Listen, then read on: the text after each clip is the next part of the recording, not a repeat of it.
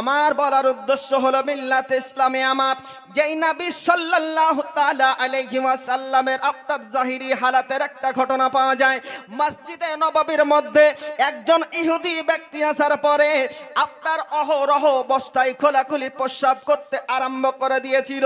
এহানো হালাতে আমার পয়গম্বর আজমের সাহাবী হযরতে ফারুক আযম ওমর রাদিয়াল্লাহু তাআলা আনহু একজন জালালি মেজাজের বিচক্ষণ সাহাবী রাসূল ছিলেন। তিনি ওই ব্যক্তিকে ইহুদি ব্যক্তিকে প্রস্রাব করার ঘটনাকে দর্শন করার পরে আপনার নাঙ্গা তলোয়ার দিয়ে নবী মুস্তাফার হুকুমের তলবগার হয়েছিলেন।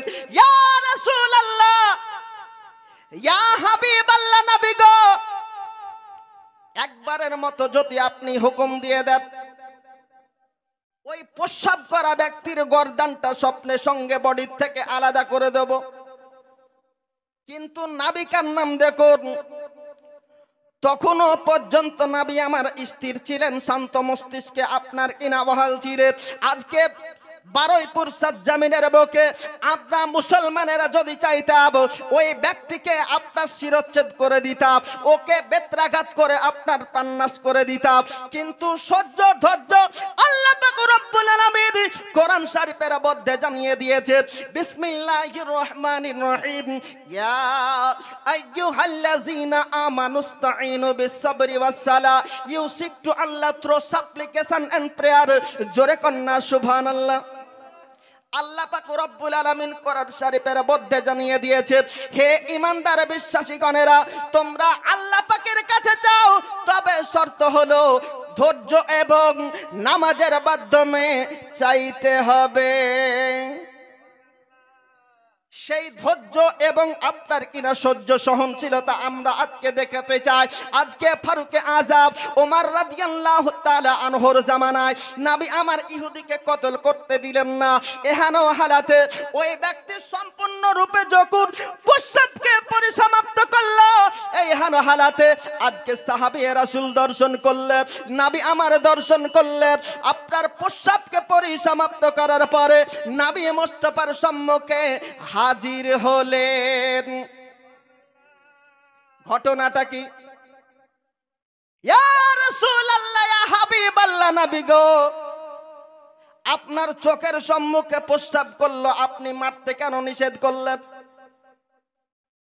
বলে আজকে ফারুক আযম শুনে রেখে দাও, আজকে ইহুদি ব্যক্তি কি উদ্দেশ্যে এনেছে সেটা হয়তো তোমরা জানো না। আজকে গায়েবের সংবাদদাতা নবীকার নাম, গায়েবের সংবাদ দিচ্ছেন নবী আমার কিভাবে। দেখো ওই ঘটনা স্পটের বুকে আপনার ওই ইহুদি ব্যক্তি নবী মুস্তাফার কিরদারকে লক্ষ্য করার জন্য, নবী মুস্তাফার আদর্শকে জাস্টিফাই করার জন্য স্বেচ্ছাকৃতভাবে মসজিদের মধ্যে এসে পেশাব করেছে। নবী আমার রাগান্বিত হলেন না, সাহাবীদেরকে আপনার রাগান্বিত করতে দিলেন না। এই হালাতে ওই ইহুদি ব্যক্তি কি করলো? যারে নবী মুস্তাফার কিরদারের আদর্শে আপনার আদর্শবান হওয়ার পরে, নবী মুস্তাফার চরিত্রে মুগ্ধ হওয়ার পরে, ইসলামের তাওহীদের কালেমা লা ইলাহা ইল্লাল্লাহ মুহাম্মাদুর রাসূলুল্লাহ সাল্লাল্লাহু তাআলা আলাইহি ওয়াসাল্লাম পাঠ করার পরে আপনার মুসলমান হলেন। জোরে কন্না সুবহানাল্লাহ। আজকে সেই কোরআন শরীফের গুরুত্ব আজকে আমাদেরকে বুঝতে হবে ভাই। আল্লাহর ঘর মসজিদের মাহাত্ম্য আপনাদেরকে বুঝতে হবে। আমাদের সম্মুখে আজকে যে আপনার মাসটা আসতেছে, এটা হচ্ছে রমজান মাস। কথা বলেন ঠিক কিনা? এই যে মাসটা চলতেছে এটা হলো আপনার শাবান মাস। এর পূর্বের মাসটা ছিল রজব মাস। যেই রজব মাস সম্পর্কে আল্লাহর নবী মহানবী সাল্লাল্লাহু তাআলা আলাইহি ওয়াসাল্লাম বলে দিয়েছে, আর রাজাবু শাহরুল্লাহ আর শাবানু শাহরি আর রমাদানু লি উম্মতি। জোরে কন্না সুবহানাল্লাহ। রজব মাস হলো আল্লাহ তাআলার জন্য, আর এই শাবান মাসটা হচ্ছে নবী মুস্তাফার জন্য। আর আমাদের সম্মুখে যে মাসটা আসতেছে এটা হচ্ছে উম্মাতিদের জন্য রমজান মাস। আল্লাহর নবী মহানবী সাল্লাল্লাহু তাআলা আলাইহি ওয়াসাল্লাম এই শাবান মাসের 15 তারিখ থেকে 14 তারিখ দিবাগত রাত্রির থেকে নিয়ে এক কথায় 15 তারিখ থেকে একেবারে শাবান মাসের শেষ অবধি রোজা রাখতেন। মহব্বতে কোন সুবহানাল্লাহ। এই রোজাটা আপনাদের আমাদের জন্য রাখা হলো নফল। এর একটা হিকমত আছে। আচামকা ফার্স্ট রমজানে আপনি যদি রোজা রাখেন, হতে পারে আপনার জন্য এটা কষ্টদায়ক হয়ে যেতে পারে আচামকা। আর অভ্যাসগতভাবে যদি আপনি অভ্যাসিত হন, তাহলে রোজা রাখার যে সিস্টেম সেটা আপনার জন্য কষ্ট হবে না। এজন্য আপনার জন্য এই শাবান মাসের 15টা রোজা রাখা নফল। আপনি রাখতেও পারেন, রাখতে রাখতে যদি অসুবিধা হয় তো আপনি ছাড়তেও পারেন। নফল রোজা এটা মূলত রমজান মাসের প্রস্তুতি নেবার জন্য, সম্পূর্ণভাবে রমজান মাসকে যাতে করে আপনি পূর্ণ সম্মান করতে পারেন, এর তাইয়ারি, এর অ্যাডভাইস নবী আমার এই শাবান মাসকে নিজের বলে পৃথিবীবাসীকে শিক্ষা দিয়েছেন। জোরে বলি সুবহানাল্লাহ। আর আপনাদের সম্মুখে আয়াতে পাক পড়েছি, ইয়া আইয়ুহাল্লাযীনা আমানুস্তাঈনু বিস-সাবরি ওয়াস-সালাহ। নামাজ পড়তে হবে, নামাজের মাধ্যমে আপনাদেরকে চাইতে হবে।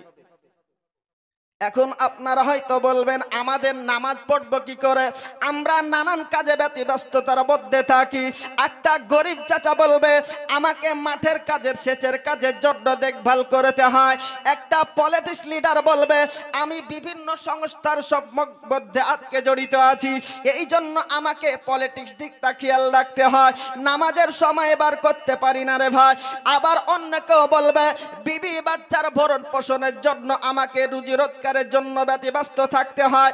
মিল্লাতে ইসলামী আমার আজকে পৃথিবীর বুকে অনেক ডাক্তার মাস্টারকে পর্যন্ত দেখা যায়, ইনারা নিজের ব্যক্তিগত কাজের জন্য ব্যতিব্যস্ততা দেখায়। আপনাদেরকে বলে যায়, আজকে 24 পরগনার সরজমিনের মানুষদেরকে আহ্বান করে যায়, আপনি শুনে রেখে দেন, ময়দানে মাহশারের কঠিন দিনে আল্লাহ পাক রব্বুল আলামিন আপনাকে জিজ্ঞাসা করবে না তুমি কত বড় ডাক্তার ছিলে, কত বড় মাস্টার ছিলে, কত বড় ডিগ্রিধারী আপনার ব্যক্তিত্বের অধিকারী ছিলে।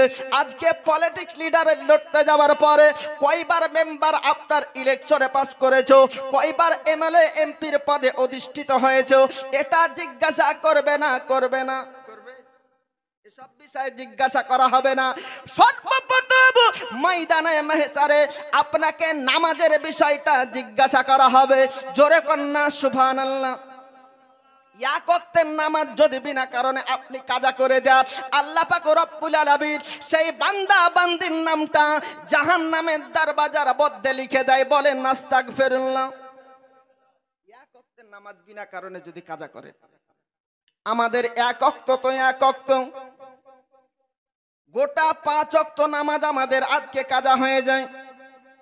সপ্তাহের নামাজ আমাদের কাজা, 30 দিনের 1 মাসের নামাজ আমাদের কাজা, গোটা বছরের নামাজ করা দিলাম, তারপরও নামাজের বিষয়ে অনুতপ্ত হতে জানলাম না। মিল্লাতে ইসলামে আমার জিজ্ঞাসা করুন, আজকে সাহাবী রাসূলদেরকে এই নামাজের গুরুত্ব সম্পর্কে আল্লাহর নবীর সাহাবী রাসূল, বিশিষ্ট সাহাবীদের মধ্যে একজন সাহাবী রাসূল, যিনার নাম বলা হয়েছে হযরতে আবু যার গিফারি রাদিয়াল্লাহু তাআলা আনহু। জোরে বলি সুবহানাল্লাহ। কি নাম বললাম? আবু যার গিফারি। মাশাআল্লাহ, আপনারা জিন্দা আছেন। হযরতে আবু যার গিফারি রাদিয়াল্লাহু তাআলা আনহু, আপনার 58 পৃষ্ঠার মধ্যে মিশকাত শরীফের মধ্যে বর্ণনা করা হয়েছে, আনবারুল হাদিসের মধ্যে আপনার হাদিসটা বর্ণিত করা হয়েছে। নবীজি আমার হুজরা মোবারকাত থেকে বের হলেন, আর হযরতে আবু যার গিফারি রাদিয়াল্লাহু তাআলা আনহুকে আপনার সম্বোধন করলেন, বলে আবু যার শুনে রেখে দাও, এই যে তোমার সম্মুখে গাছ দেখতেছ, ওই গাছের শাখাকে আপনার পয়গম্বর আজম স্পর্শ করার পরে, 2 হাতে স্পর্শ করার পরে এই রকম ভাবে আপনার ঝাঁকা দিতে আরম্ভ করেছে। মিল্লাতে ইসলামে আমার দেখবেন বসন্তের কালে যখন আপনার কিনা গাছের ফল ফুল দেবার আপনার সময় এসে যায়, ওই গাছের অটোমেটিক্যালি পাতা আপনার ঝরে যায়। দেখেছেন কি দেখেননি ভাই? গাছে যখন ফল ফুল দেবার সময় হয় পাতা ঝরে যায় না? ওই পাতা ঝরে যাবার বিষয়টাকে আপনারা বলা হয় পত্রমোচন।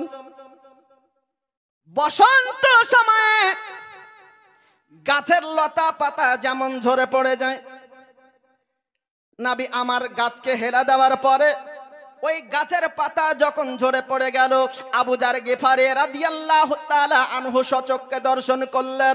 এহেন হালাতে নবীকে আজকে আবু যার গিফারি রাদিয়াল্লাহু তাআলা আনহু নবীকে সম্বোধন করে বললেন, ইয়া রাসূলুল্লাহ, ইয়া হাবিবাল্লাহ, নবী গো, এই যে গাছকে হেলা দেওয়ার পরে আপনি পত্র মোচন করে দিলেন, পাতাগুলোকে ঝরিয়ে দিলেন, এই পাতা ঝরার বিষয়ে আপনি আমাকে কি বোঝাতে চাইলেন একটু যদি খোলাসা করে বলে দিতে।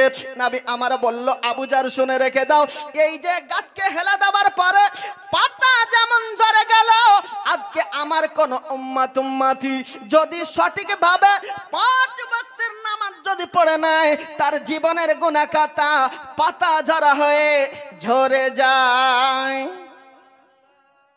তাহলে 5 ওয়াক্তের নামাজ পড়বেন কি পড়বেন না ভাই? কথা বলেন, পড়বেন না? মনে হচ্ছে যে টেনে টেনে বলছেন পড়বেন না মনে হচ্ছে। হাত তুললে বলেন ইনশাআল্লাহ। মিল্লাতে ইসলামে আমার এইখানে শেষ নাই, চলুন সম্মুখে এগিয়ে যায়। হযরতে আবু হুরায়রা রাদিয়াল্লাহু তাআলা আনহু, যিনাকে হাদিসের রাবী বলা হয়, ও আবু হুরায়রা রাদিয়াল্লাহু তাআলা আনহু পর্যন্ত হাদিস বর্ণনা করেছে। নবী আমার বলেন, আজকে আবু হুরায়রা শুনে রেখে দাও, আজকে তোমার বাড়ির সম্মুখে যদি কোনো পুকুর গর্ত থাকে, ওই গর্তর মধ্যে যদি কোনো বান্দা বান্দি আমার কোন উম্মত উম্মতি 5 মারতাবা গোসল যদি করে নাই, আচ্ছা আবু হুরায়রা বলে দাও, ওই ব্যক্তির গায়ে নোংরা আবর্জনা থাকতে পারে কি পারে না?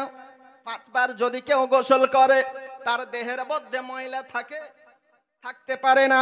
এই জন্য আজকে আবু হুরায়রা রাদিয়াল্লাহু তাআলা আনহু আপনারা বলে দিলেন, আজকে বিশ্বের মানুষেরা শুনে রেখে দাও, নবী আমার জানিয়ে দিলেন, যেমন একটা দরিয়ার মধ্যে পুকুরের মধ্যে 5 বার গোসল যদি কেউ করে নেয়, তার দেহের মধ্যে যেমন কোনো নোংরা আবর্জনা থাকতে পারে না, তদারূপ কোন উম্মত উম্মতি 5 ওয়াক্তের নামাজ যদি সঠিকভাবে পড়ে নেয়, তার জীবনের গুনাহ খাতা থাকতে পারে না। কেননা আল্লাহ পাক কোরআন শরীফের মধ্যে জানিয়ে দিয়েছে, ইন্নাস সালাতা তানহা আনিল ফাহশাই ওয়াল মুনকারি ওয়াল বাগই। জোরে বলি সুবহানাল্লাহ। নিশ্চয় নামাজ তোমাদেরকে আপনার কিনা অশ্লীলতা বিহায়াপনা থেকে, সমস্ত নোংরা খারাপি থেকে আজকে নামাজি ব্যক্তিকে আল্লাহর দেওয়া নামাজ হেফাজত করবে। জোরে বল সুবহানাল্লাহ।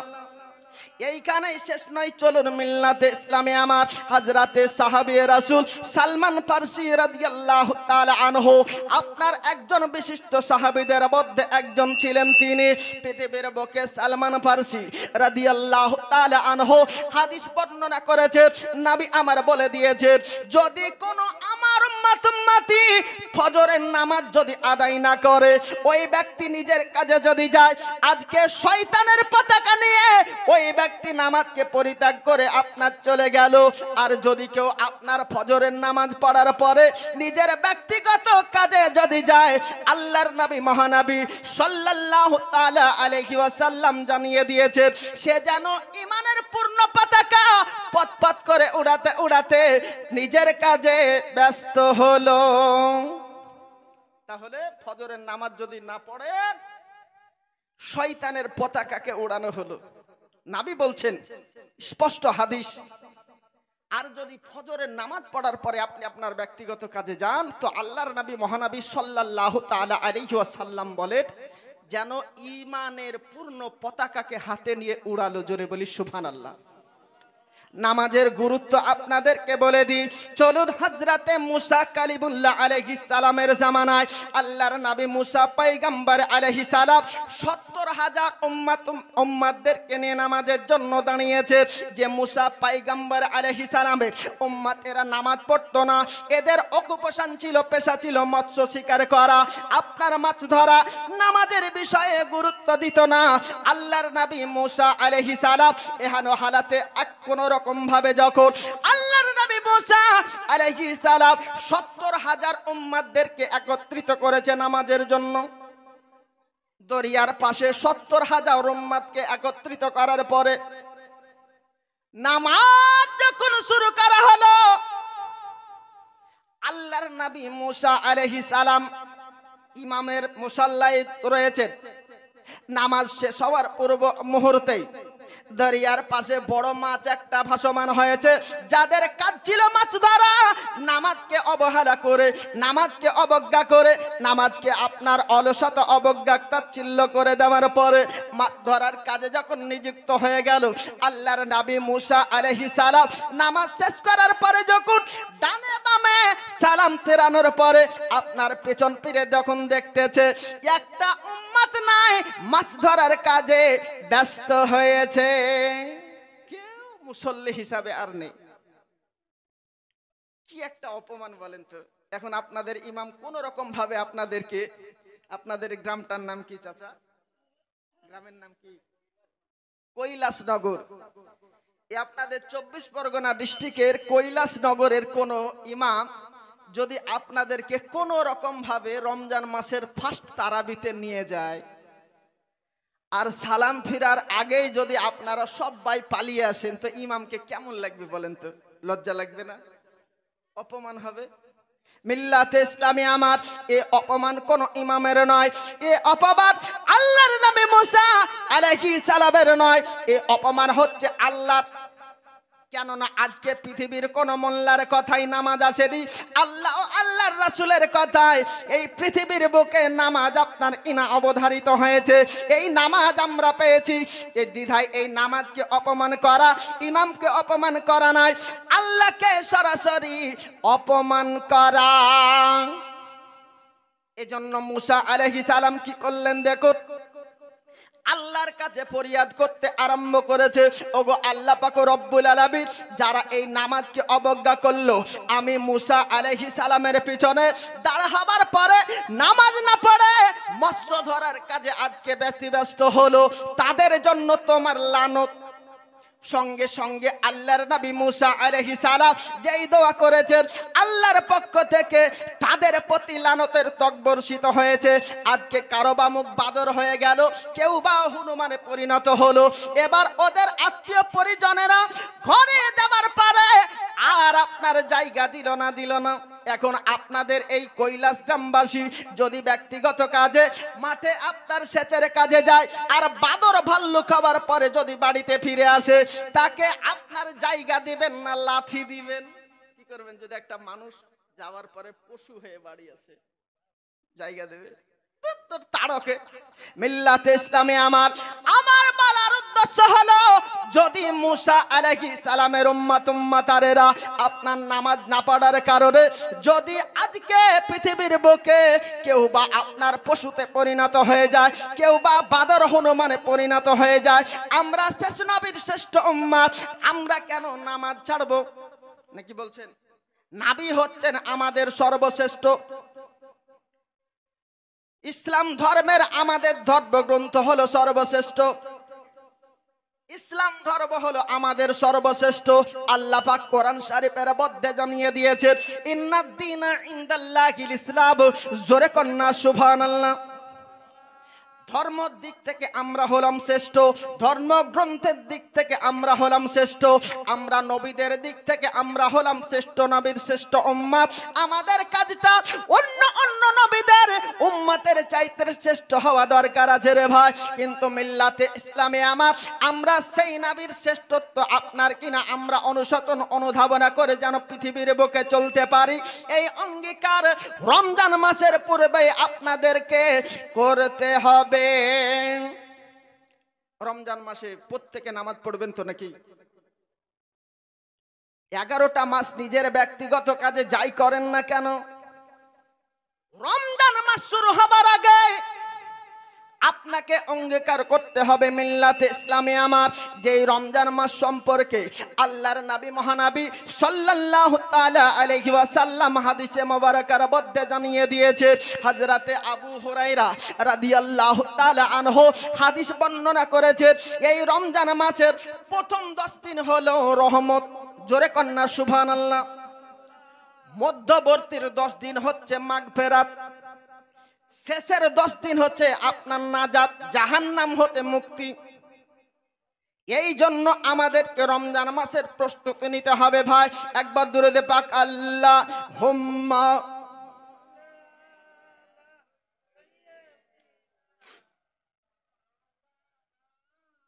মুহাম্মাদ ওয়া আলা আলি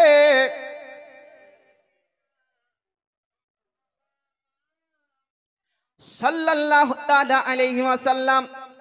এই যে রমজান মাস আমাদের মধ্যে একেবারে সন্নিকটে, যে রমজান মাসের প্রথম 10 দিন হচ্ছে রহমত। প্রত্যেকটা খাবাতে, খরচাতে, উৎপাদনে, আয়ে, সঞ্চয়ে আল্লাহর অহরহ রহমত বর্ষিত হয়, যেরকম সুবহানাল্লাহ। অন্য মাসে আপনি যাই খান না কেন এর একটা হিসাব দিতে হয়, কিন্তু আলহামদুলিল্লাহ রমজান মাসকে আল্লাহ পাক এত তাৎপর্য, গুরুত্ব, মাহাত্ম্যপূর্ণ করেছেন যে রমজান মাসে আপনি যতই খান না কেন, যতই পান করেন না কেন, কোনো হিসাব দিতে হয় না। জোরে বলি সুবহানাল্লাহ। এই রমজান মাসের রোজা, প্রত্যেকটা কাজের বদলা আল্লাহ পাক রব্বুল আলামিন কিছু না কিছু দেয়। যেমন আপনার ভালো কাজের জন্য জান্নাত, পাপ পুণ্যের হিসাব লিকাশে যদি আপনি নেকির পাল্লা ভারী হয় তো এর বাদাওলাত হিসাবে জান্নাত পাওয়া যায় নাকি? কিন্তু আল্লাহ পাক রব্বুল আলামিন কোরআন শরীফের মধ্যে জানিয়ে দিয়েছে, ইয়া আইয়ুহাল্লাযীনা আমানু কুতিবা আলাইকুমুস সিয়াম কামা কুতিবা আলাল্লাযীনা মিন ক্বাবলিকুম লাআল্লাকুম তাত্তাকুন। জোরে কন্না সুবহানাল্লাহ। হে ঈমানদার বিশ্বাসী গণেরা, তোমরা শুনে রেখে দাও, এই যে রোজা তোমাদের জন্য ফরজ করা হয়েছে, যে রোজা তোমাদের পূর্বপুরুষদের উপরও ফরজ করা ছিল, তবে সিস্টেম ছিল আলাদা, নিয়মাবলী ছিল একটু অন্যরূপ। যদি বলেন কেমন? পয়গম্বর আজম সাল্লাল্লাহু তাআলা আলাইহি ওয়াসাল্লাম যখন ইসলাম ধর্মের পুনর্পুঙ্খানুপুঙ্খিতভাবে আপনার বিধিবিধান সম্পূর্ণভাবে লাগু করা হয়নি, সম্পূর্ণভাবে সংগঠিত করা হয়নি, এহেন হালাতে সাহাবী রাসূল রোজা রাখার সিস্টেমটা ছিল এইরকম যে এশার ওয়াক্ত শুরু হওয়ার পূর্ব মুহূর্ত পর্যন্ত সেহরি খাওয়া হতো। এশার ওয়াক্ত শুরু হয়ে গেলে আর সেহরি খাওয়া সিস্টেম ছিল না। এই জন্য একজন সাহাবী রাসূল যিনি মজদুরের কাজ করতেন, যেটাকে আমাদের চলতি মুর্শিদাবাদের ভাষায় পাট মনীষ বলে, আপনাদের দিকে কি বলে? কথা বলে, জোরে বলেন, কি বলে? যে মজুর মাঠে কাজ করতে যায়, মজুরি বলে না? আমাদের দিকে পাট মনীষ। যাই হোক, মিল্লাতে ইসলামে আমার ওই মজদুরের কাজ করতেন নবীর একজন সাহাবী। কোন একদিন রাত্রি বেলা শরীর ক্লান্ত থাকার কারণবশত আপনার কিনা সেহরি খাবার পূর্ব মুহূর্তে উনি শরীরে ব্যথা উপলব্ধি করার দরুন, আজকে শরীর ক্লান্ত থাকার দরুন ওই সাহাবী রাসূল আপনার ঘুমিয়ে গেছেন। পরের দিন সকালে বেলাতে বিনা সেহরিতে রোজা রেখেছেন। শরীর ক্লান্ত থাকার কারণবশত কোন পানাহার খাবার আপনার কিনা খাননি। এই হালাতে সারাদিন যাবত রোজা রাখা অবস্থায় শরীর একেবারে কমজোরি হয়ে গেছে। এই হালাতে নবী আমার ওই সাহাবী রাসূলের আপনার কিনা কৃতিত্বকে দর্শন করার পরে আপনার নবী মুস্তাফার সঙ্গে কথোপকথন যখন হলো, আজকে নবী আমার বললেন, আজকে ওগো আমার মহব্বতের সাহাবী বলে দাও, তোমার শরীর এত কমজোরি কেন? আজকে সাহাবী রাসূল নবী মুস্তাফার কথা মোতাবেক সমস্ত ঘটনা যখন ব্যক্ত করলেন, এহেন হালাতে আপনার নবী মুস্তাফা আমার ওই সাহারি খাবার সিস্টেমকে বদলে দিলেন। বলে আজ থেকে সারা রাত্রি তোমরা সেহরি খাও। কতক্ষণ পর্যন্ত? ফজরের ওয়াক্ত শুরু হওয়ার পূর্ব মুহূর্ত পর্যন্ত। অন্য একটা রিওয়ায়াতের মধ্যে পাওয়া যায় ফারুক আযম আমিরুল মুমিনিন খলিফাতুল মুসলিমিন ওমর রাদিয়াল্লাহু তাআলা আনহুর একটা কল আপনারা পাওয়া যায়। ওই যে আগের জামানায় আপনার কি হতো, রাত্রি বেলাতে রোজা রাখার এশার ওয়াক্ত শুরু হয়ে যদি যেত, সেহরি খাবার কোনো সিস্টেম ছিল না। এই জন্য রাত্রি বেলা কোনো স্বামী কোনো বিবির সন্নিকটে পর্যন্ত যাওয়া নিষেধ ছিল।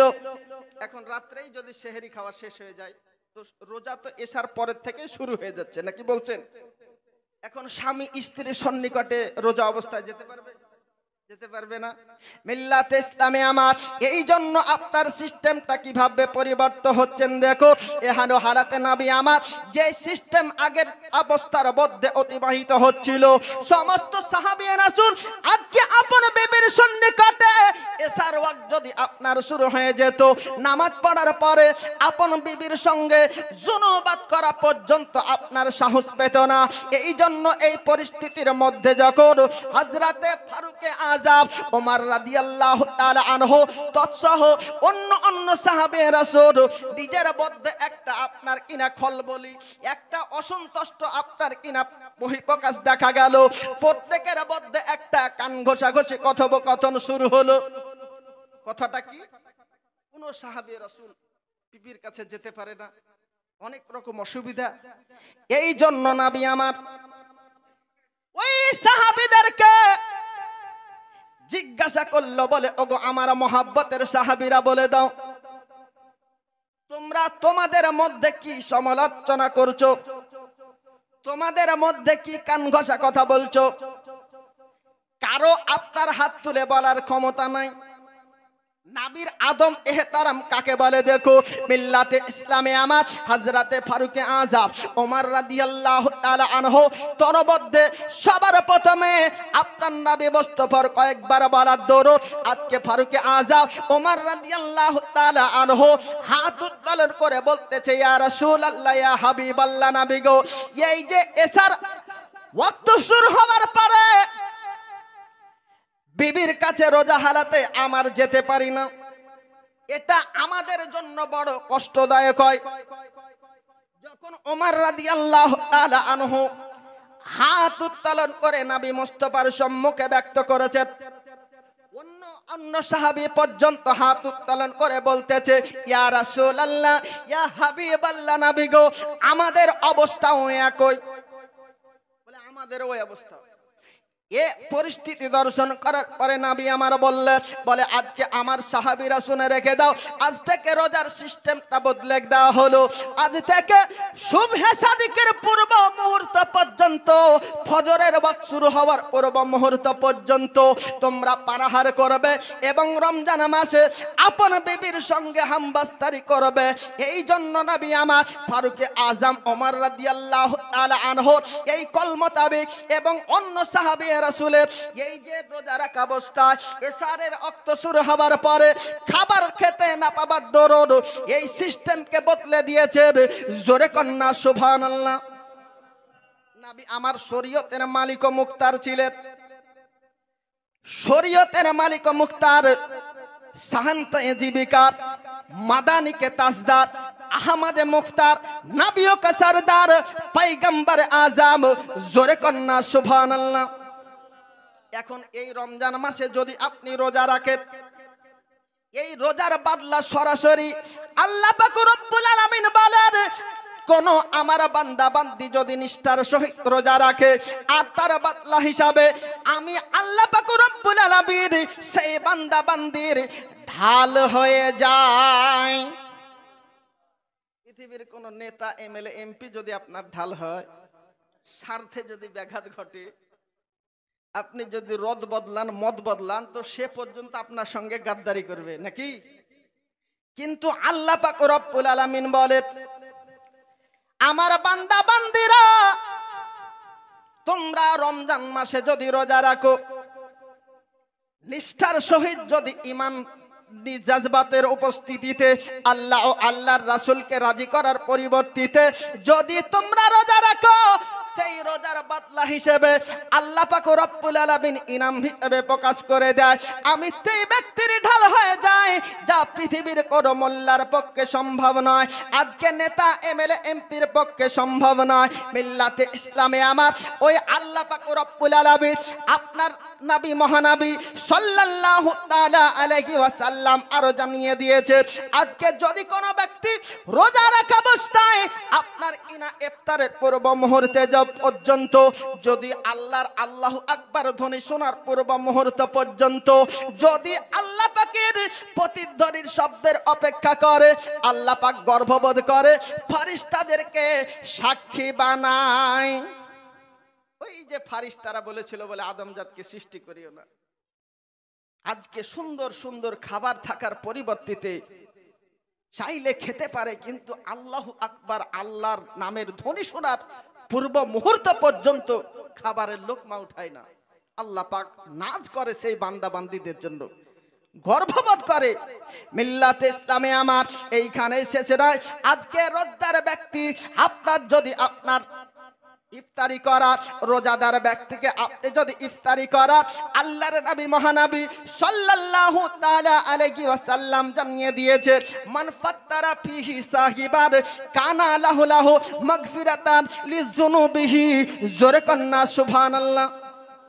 আল্লাহর নবী বলে, যদি কোনো আপনার কিনা ব্যক্তি রোজদার ব্যক্তিকে ইফতারের বন্দোবস্ত যদি করে দেয়, সেই ব্যক্তির জন্য আল্লাহ পাক রব্বুল আলামিন নাজাতের ডিক্লারেশন দেয়, ওই ব্যক্তির প্রতি আল্লাহ ও আল্লাহ রাসূল রাজি হয়। এজন্য প্রত্যেকে রোজা করুন এবং রোজদার ব্যক্তিকে আপনাদের মসজিদে ইফতারের পার্টি হয় না, হয় না? খুব খুব করেন। একজন সাহাবী রাসূল বলছেন যে হুজুর, আমি যদি সম্পূর্ণভাবে উনার ইফতারের সেহরির বন্দোবস্ত না করতে পারি তো আমার নেকি কেমন হবে? আল্লাহর নবী জানিয়ে দিলেন, এক গ্লাস পানি দিয়ে পর্যন্ত কিংবা এক গ্লাস দুধ দিয়ে পর্যন্ত নতুবা একটা খাজুর দিয়ে পর্যন্ত যদি রোজদার ব্যক্তিকে ইফতার করা হয়, আল্লাহর নবী মহানবী সাল্লাল্লাহু তাআলা আলাইহি ওয়াসাল্লাম বলে দিলেন যে সেই ব্যক্তির জন্য আল্লাহ পাক রব্বুল আলামিন ইনাম হিসাবে নবী মুস্তাফার হাউজে কাউসারের বন্দোবস্ত করে দেয়। যে হাউজে কাউসারের মালিক হচ্ছেন আমার নবী। আল্লাহ কোরআন শরীফের মধ্যে জানিয়ে দিয়েছেন, ইন্না আতাইনাকাল কাউসার, surely I have given you numerous sacrifices, নিশ্চয় আমি আপনাকে অসংখ্য অগণিত গুণাবলী দান করেছি, তার মধ্যে একটা হলো হাউজে কাউসার। মিল্লাতে ইসলামে আমার এই যে রমজান মাসের আরো ফজিলত কি জানেন? পৃথিবীর বুকে এমন একটা সময় ছিল যে উচ্চমানের খাবারের বন্দোবস্ত করা সম্ভব ছিল না, সাদা পানি আর একটা খেজুর দিয়ে পর্যন্ত রোজা সেহরি করা হয়েছে। আর আমাদের ইফতারে বহু রকমের খাবার, আমাদের মুর্শিদাবাদের কথা বলছি, ইফতারের যত রকম বন্দোবস্ত করা হয়, আর লাল টুকটুকে তরমুজ ছাড়া তো ইফতার হলোই না আমাদের মধ্যে। আমাদের কথা বলছি, আলহামদুলিল্লাহ ইফতারের সব বন্দোবস্ত করার পরে আমাদের মুর্শিদাবাদ ভগবান গোলা লাল গোলায় যদি লাল টুকটুকে খেয়ে আপনার তরমুজ না হয় তো ইফতার আধুরা মনে করে। আমার বলার উদ্দেশ্য হলো মিল্লাতে ইসলামে আমার এমন একটা সময় অতিবাহিত হয়েছে, আল্লাহর নবী মহানবী সাল্লাল্লাহু তাআলা আলাইহি ওয়াসাল্লামের দিওয়ানা দিওয়ানি সাদা পানি আর একটা খেজুর দিয়ে সেহরি, সারা দিন অতিবাহিত হওয়ার পরে আবার সেই একটা খেজুর আর সাদা পানি দিয়ে ইফতার। এইরকম ভাবে 3 দিন অতিবাহিত হওয়ার পরে স্বামী স্ত্রীর শরীর একেবারে জীর্ণ শীর্ণ শুকিয়ে যাওয়ার মতো।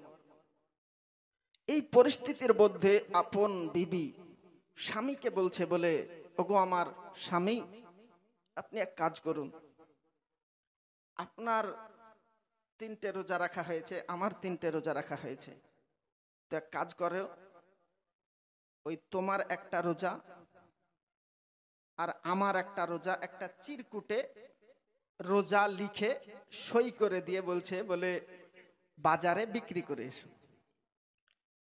এই রোজা বাজারে বিক্রি করার পরে যদি কিছু সেহরির বন্দোবস্ত করা যায় তো আগামী দিনের সেহরি রোজা ইফতারগুলো সহজভাবে সম্ভবকর হয়ে হবে, দুষ্কর হবে না। তো এখন চিরকুটে যদি রোজা লিখে আর আপনাদের এই 24 পরগনার বাজারে যদি বিক্রি করতে যায়, কেউ কিনবে ভাই? ওকে তো পাগল বলে মেরে তাড়িয়ে দেবে নাকি বলছেন? চিরকুটে রোজা, এই যে রোজার বদলা হিসেবে আল্লাহ পাক বলেন যে তার ঢাল স্বরূপ আমি আল্লাহ হই। আল্লাহ পাক রব্বুল আলামিন তার ঢাল হয়ে যায়। মিল্লাতে ইসলামিয়া ওই চিরকুটে লেখা রোজা শব্দ বাজারে বিক্রি করার জন্য যখন দোকানে দোকানে, এ দোকানে ওই দোকানে, এই হাটে ওই হাটে গেছে, কেউ আপনার ক্রয় করে না। তাহলে পাগল সব প্রিন্টাল কোত্থেকে আসে? শেষমেশে এক দোকানদারের কাছে গিয়েছে, তো বলছে যে খুব বিনয়ের সহিত বলল, বলে কেউ নেয়নি তো আপনিই নেন। তো বলে তোর রোজা তো কিনবই কিনবো, তো তোর রোজা বিনা বাটখারায় বিনা ওজনেই ক্রয় করব। রোজার ফজিলত কাকে বলে দেখুন তো। একটা চিরকুটে যে রোজা আর যার রোজা তার নাম লেখার পরে এক পাল্লায় দিয়েছে, তো সামান্য একটু রোজার পাল্লা একটুখানি ভারী হয়ে গেছে, যেরকম সুবহানাল্লাহ। তো ওই দোকানদার বলছে, বলে এ তো চিরকুটেরও দেখছি ফের আছে, তো 1 গ্রাম দিয়েছে।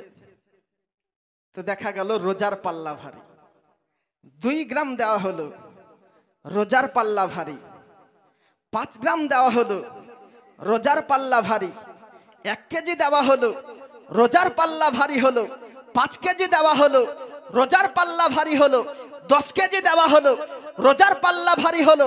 50 কেজি দেওয়া হলো, রোজার পাল্লা ভারী হলো। 1 কুইন্টাল দেওয়া হলো, রোজার পাল্লা ভারী হলো। ওই রোজদার ব্যক্তি বলতেছে, দোকানদার শুনে রেখে দাও, আজকে 1 কেজি নয়, 10 কেজি নয়, 1 কুইন্টাল নয়, 10 কুইন্টাল নয়, আজকে তোমার যত বাটখারা থাকে না কেন, 1 পাল্লায় চাপা যদি দিয়ে দাও, রব্বে কাবার কসম করে বলি যে তোমার পাল্লা অপেক্ষা রোজার পাল্লা ভারী হয়ে যাবে, যেরকম সুবহানাল্লাহ। এ হচ্ছে রোজার গুরুত্ব, এ হচ্ছে রোজার মাহাত্ম্য। এজন্য আজকে সাহাবিয়ে রাসূল নবিয়ে পাক সাহিবে লাউলাক সাল্লাল্লাহু তাআলা আলাইহি ওয়াসাল্লামের কাছে কোন গুনাহ খাতা গোপন রাখতেন না।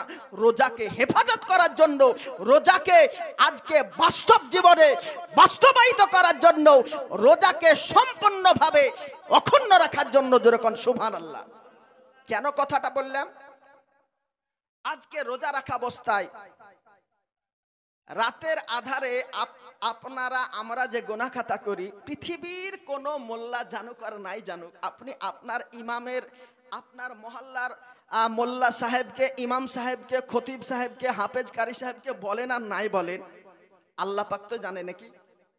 জানে কি জানে না?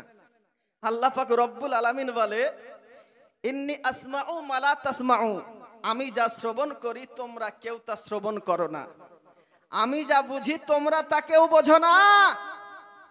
আল্লাহ হচ্ছে গায়বুল গায়ব, যেরকম সুবহানাল্লাহ, অদৃশ্যের খবর রাখনে বলা মিল্লাতে ইসলামিয়া।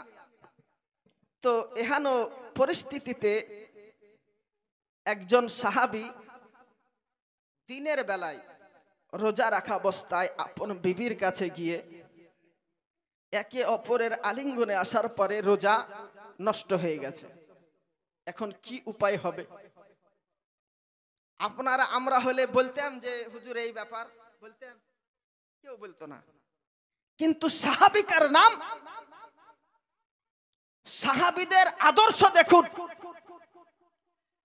নবী পাক সাহেবে লাউলাক সাল্লাল্লাহু তাআলা আলাইহি ওয়াসাল্লামের সম্মুখে যাওয়ার পরে ব্যক্ত করতেছেন, ইয়া রাসূলুল্লাহ, ইয়া হাবিবাল্লাহ, আজকে রোজা রাখা অবস্থায় এই রকম পরিস্থিতির সম্মুখীন হয়েছে, ফায়সালা আপনি করে দেন। বলে একটা রোজা নষ্ট হলে কটা রাখতে হয় বলেন তো? জোরে বলেন। রাখতে পারবেন না, ওজন্য বলছেন না? একটা রোজা নষ্ট হলে কটা রাখতে হয়? একজনই বলছেন, সবাই বলেন শিখা হোক, আপনারা জানেন না? যদি না জানেন তো শিখে নেন। একটা রোজা যদি নষ্ট হয় তো 60টা রোজা রাখতে হয়, নতুবা 60টা ফকির মিসকিনকে 2 বেলা পেট ভরে খাবার খাওয়াতে হয়। জি। তো সেই ব্যক্তির সম্মুখে যাওয়ার পরে বলতেছে, বলে এই ফাইসালা আমার পক্ষে তো হুজুর সম্ভব হবে না মান্য করা, কারণ 30টা রোজা রাখতে গিয়েই তো বিবির সঙ্গে এই অবস্থা, আর আবার 60খানা রোজা রাখা, আবার 2 মাস সুবহানাল্লাহ অতিক্রম করা সম্ভব হবে না। তো বলে 60টা ফকির মিসকিনকে 2 বেলা পেট পুরে খাইয়ে দাও। ইয়া রাসূলুল্লাহ, ইয়া হাবিবাল্লাহ, সেটাও সম্ভব হবে না। এ পরিস্থিতিতে সেই সাহাবী রাসূলকে নবী আমার বললেন, বসো। বসে রয়েছেন। একজন ব্যক্তি উনার খেজুর গাছের প্রথম ফল খেজুরের একটা থালা নিয়ে, জি অবশ্যই, নবী মুস্তাফার মেম্বারে মুস্তাফায় হাজির করেছেন। আপনারা আপনাদের গাছের প্রথম ফল জুমা মসজিদে দান করেন না? দান করেন। আর দান করবেন না কেন? আল্লাহ পাক রব্বুল আলামিন বলেছেন, ইয়া ইবনা আদম আনফিক, হে আদম জাত, তোমরা আল্লাহ ও আল্লাহ রাসূলের পথে খরচা করো, ব্যয় করো। বাদলা হিসেবে কি পাবে? আনফিকু আলাইকা। আল্লাহ পাক রব্বুল আলামিন বলেন, যদি আল্লাহ ও আল্লাহ রাসূলের পিছে কেউ খরচা করে, ব্যয় করে, তো আল্লাহ ও আল্লাহর রাসূল সেই বান্দা বান্দির পিছনে ব্যয় করে, খরচা করে। যেরকম সুবহানাল্লাহ। তো বলার উদ্দেশ্য হলো, এই হাদিসের রশনিতে একজন সাহাবী রাসূল একটা থালার কাটোরাতে খেজুর দিয়ে নবী মুস্তাফার সম্মুখে হাজির হয়েছেন। সেই ব্যক্তিকে বলছে, বলে আইদা সাইদ, কই সেই ব্যক্তি কোথায় গেল যে বলতেছিল হালাকতু ইয়া রাসূলুল্লাহ, আমি বরবাদ হয়ে গেছি, তাবাহ হয়ে গেছি। এই যে ঘটনা পুঙ্খানুপুঙ্খিত ভাবে ব্যক্ত করা হয়েছে, ওই পরিস্থিতিতে নবী আমার সেই ব্যক্তিকে সম্বোধন করে বললেন, বলে এই খেজুরের কাটোরাটা নিয়ে যাও, আর মক্কা এই মদিনার সরজমিনে গরিব মিসকিন যে আছে তাদের মধ্যে তুমি বিলীন করে দাও, তোমার রোজার কাফারা আদায় হয়ে যাবে। যেরকম সুবহানাল্লাহ।